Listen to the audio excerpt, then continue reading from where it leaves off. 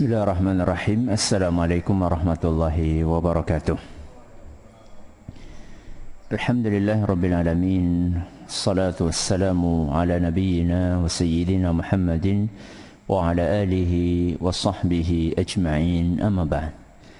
Jamaah salat subuh yang kami hormati, hari ini kita akan mengkaji kaidah yang ke-22 yang Allah sampaikan di dalam Al-Quran, yang kira-kira redaksinya adalah memadukan antara takwa dan sabar. Apa kaidah yang ke-22? Memadukan antara takwa dan sabar. Takwa dan sabar sering sekali di dalam Al-Quran digandengkan. Ada berbagai ayat yang menggandengkan antara takwa dengan sabar. Perintah untuk bertakwa dilanjutkan dengan perintah untuk bersabar. Salah satunya Allah sampaikan manakala bercerita tentang kisah Nabi Yusuf alaihissalam, yaitu di dalam firman-Nya surat Yusuf ayat 90. Surat apa? Yusuf ayat pinten? 90. Ayat 90 ini Allah Azza wa Jalla menutup sepenggal kisah Nabi Yusuf, yaitu ketika beliau alaihissalam sudah menjadi raja atau bendahara tinggi negeri Mesir. Dan tentunya yang namanya pembesar kerajaan mestinya kekayaannya melimpah. Dan di saat kekayaan beliau melimpah, saudara-saudara beliau yang di kampung, yang dulu pernah berbuat zalim kepada Nabi Yusuf, mereka sedang kesulitan rizki. Maka ayahnya pun berinisiatif menyuruh anak-anaknya ini untuk minta bantuan dari Raja Mesir. Maka berangkatlah rombongan tersebut tanpa sebelumnya mengetahui bahwa saat ini yang jadi raja atau yang jadi bendahara adalah siapa? Adik yang dulu pernah mereka buang di tengah hutan.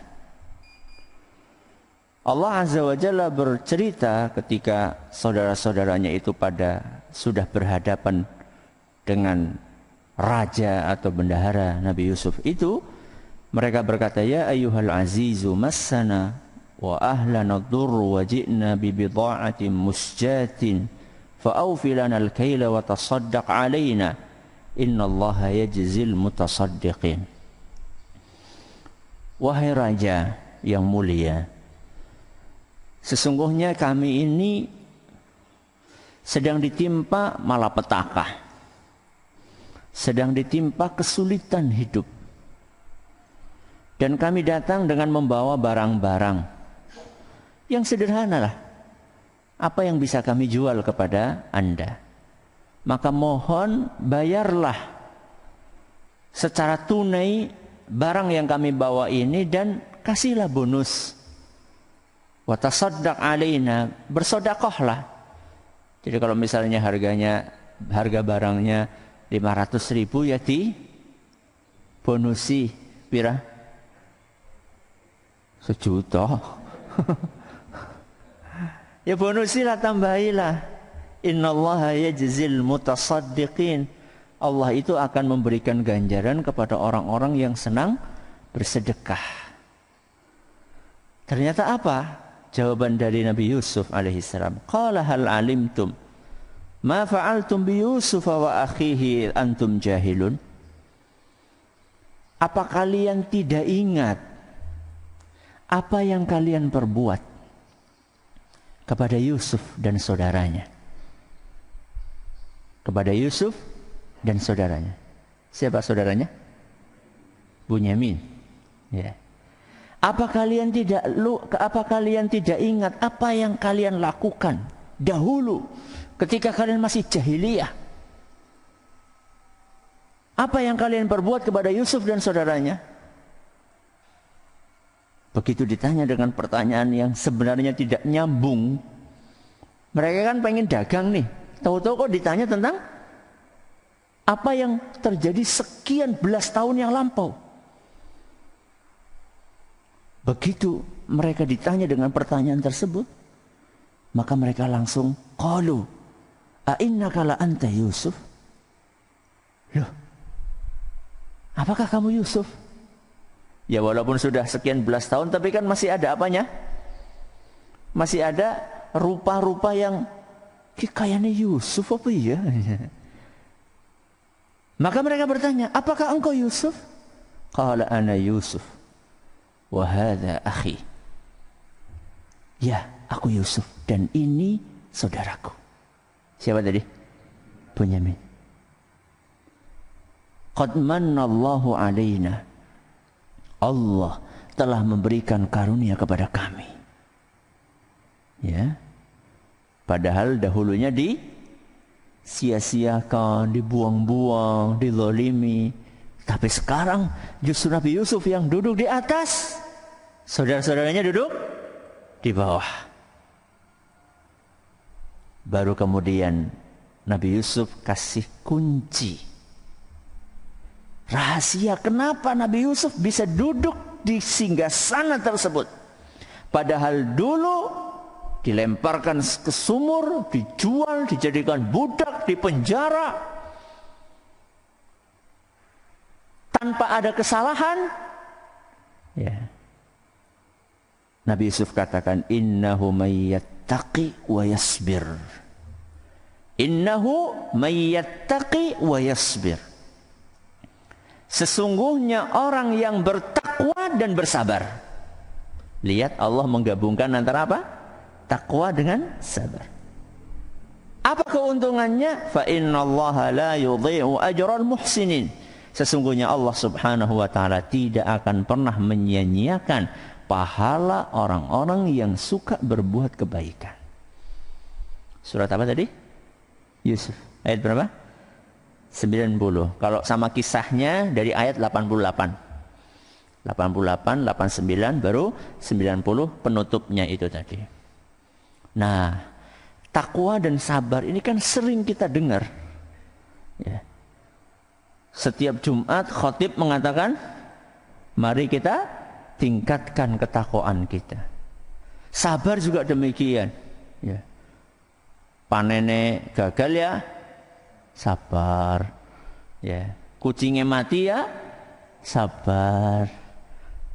Selalu kita dengar kata-kata tersebut. Tapi apakah kita betul-betul bisa mempraktekkan itu dalam kehidupan? Itu yang jadi pertanyaan. Terus kenapa digabungkan antara takwa dengan sabar? Apa hubungannya antara takwa dengan sabar? Syekhul Islam Ibn Taimiyah rahimahullah, beliau menjelaskan, kita hidup di dunia itu menghadapi perintah Allah, larangan Allah, dan takdir Allah. Coba diulangi. Kita hidup di dunia menghadapi apa? Perintah Allah, kemudian apa? Larangan Allah, terus takdir Allah. Perintah Allah ya contohnya suruh sholat. Larangan Allah contohnya jangan judi, jangan zina, jangan makan riba, itu larangan. Takdir, ya. Takdir ini apa yang kita alami dalam keseharian kita, baik yang enak maupun yang tidak enak. Yang enak contohnya apa? Dia tahu oleh takdir enak apa? Takdir enak contohnya apa?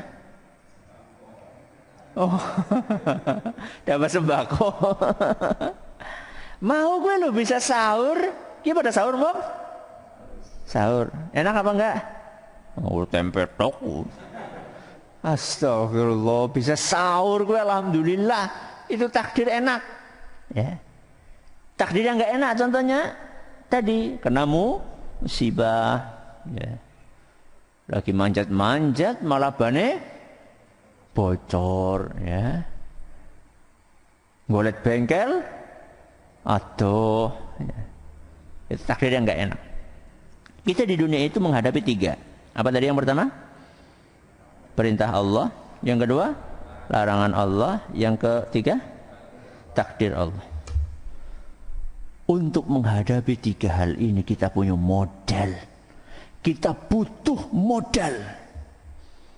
Apa modalnya? Tadi, takwa dan sabar. Sehingga siapapun yang memadukan antara takwa dengan sabar, maka dengan izin Allah dia akan sukses menghadapi 3 hal tersebut. Akan berhasil menghadapi 3 ujian itu. Ujian perintah Allah, ujian larangan Allah, ujian takdir Allah. Modal takwa itu untuk menghadapi perintah dan larangan Allah. Sedangkan modal sabar itu untuk menghadapi takdir Allah. Maka siapapun yang bisa memadukan antara takwa dan sabar ini, dengan izin Allah dia akan sukses menghadapi ujian-ujian hidup. Ya. Definisi takwa itu kan menjalankan perintah, menjauhi apa? Larangan. Definisi sabar menahan diri.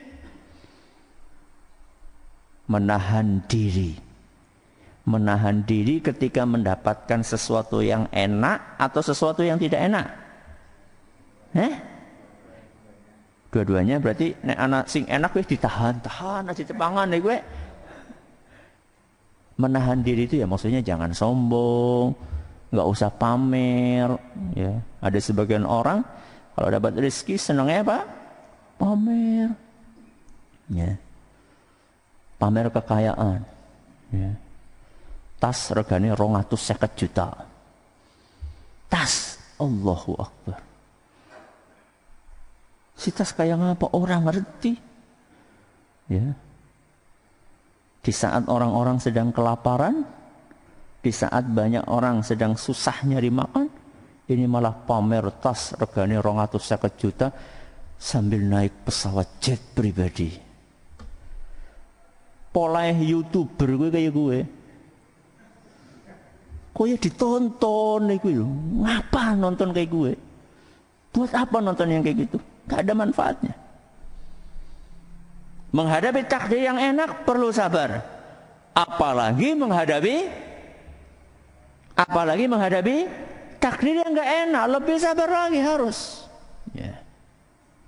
Sehingga ketika kita punya modal tadi itu takwa dan sabar dalam mengarungi kehidupan ini, maka insya Allah kita akan sukses menjalani kehidupan di dunia ini, sehingga nanti kita akan mendapatkan ganjaran yang melimpah yang Allah janjikan. Mudah-mudahan. Ini adalah kaidah yang ke-22. Besok insya Allah kita akan membahas kaidah yang ke-23. Mudah-mudahan bermanfaat. Kita akhiri dengan doa kafaratul majlis. Subhanakallahumma bihamdika asyhadu an la ilaha illa anta astaghfiruka wa atubu ilaik. Assalamualaikum warahmatullahi wabarakatuh.